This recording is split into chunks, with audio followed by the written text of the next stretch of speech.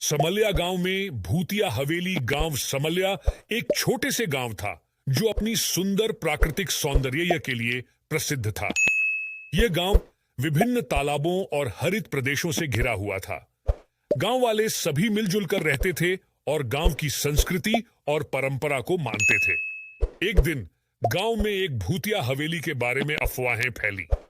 हवेली कहीं गांव के पास छिपी हुई थी और उसमें पुराने समय की रहस्यमय गुजरियां चिपकी हुई थीं।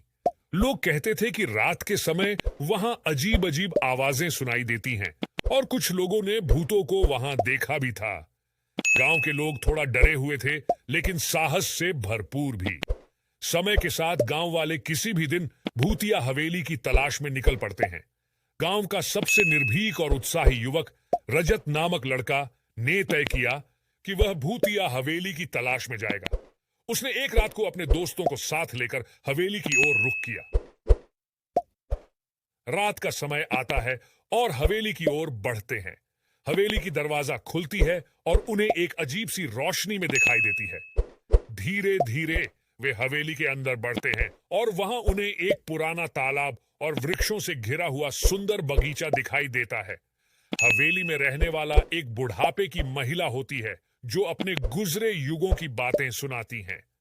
यह उसी समय की रहस्यमय गुजरियाओं हैं जो लोगों को डराने के लिए बनाई गई थीं। रजत और उसके दोस्त इस अनूठी हवेली का आनंद लेते हैं और बुढ़ापे की महिला के साथ बातचीत करते हैं। उन्होंने बताया कि वह गांव की सच्चाई को बचपन से जानती है और यह हवेली सिर्फ एक रहस्यमय स्थान नहीं, बल्कि एक शांतिपूर्ण और प्रेमपूर्ण स्थान भी है।